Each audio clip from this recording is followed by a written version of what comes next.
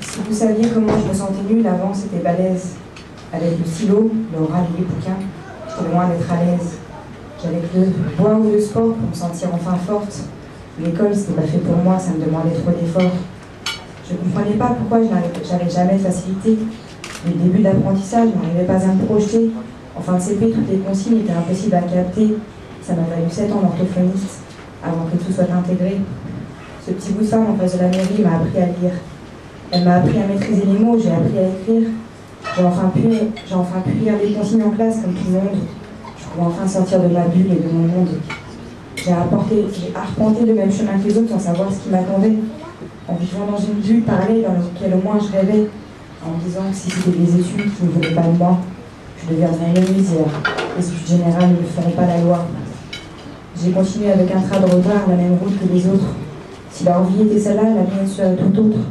Je passais les classes sans jamais qu'on me fasse redoubler, accumulant les erreurs, les rancœurs, les difficultés.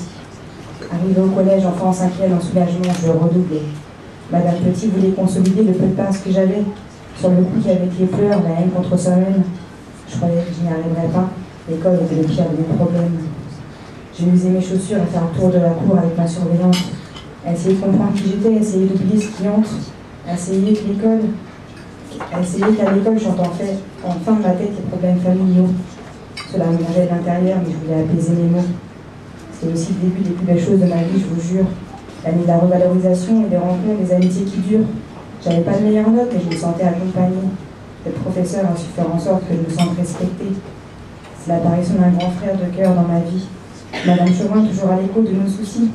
J'ai fait confiance à l'adulte qui m'avait auparavant mis de côté. Le dévouement de Madame Chauvin m'a fait me sentir en sécurité. Il y a des profs qui délaissent l'enfant et ceux qui importent leur âge. Il y a ceux qui combattent pour l'enfant, toujours avec la même rage. Il y a ceux qui n'ont pas cru en moi et ont mis un bon élan. Il y a ceux qui m'ont fait croire en moi et qui ont soulagé mon âme. L'école après ces rencontres n'a plus jamais été la même si j'étais écorchée. On m'avait envoyé en stage et mon cerveau a eu un déclic et est devenu vif.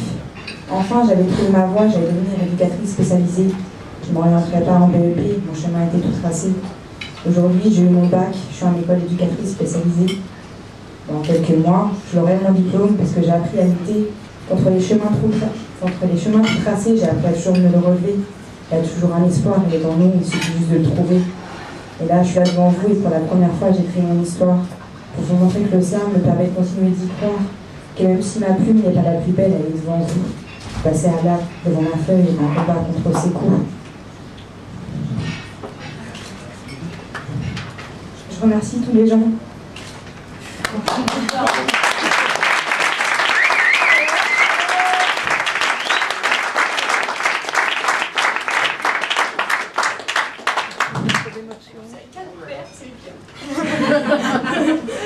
Je remercie tous les gens qui ont toujours été auprès de moi. Ce texte, il est pour eux, même si c'est ma thérapie à moi. Continuons tous ensemble à faire vivre l'écriture pour qu'enfin, de notre enfance, on oublie l'errature.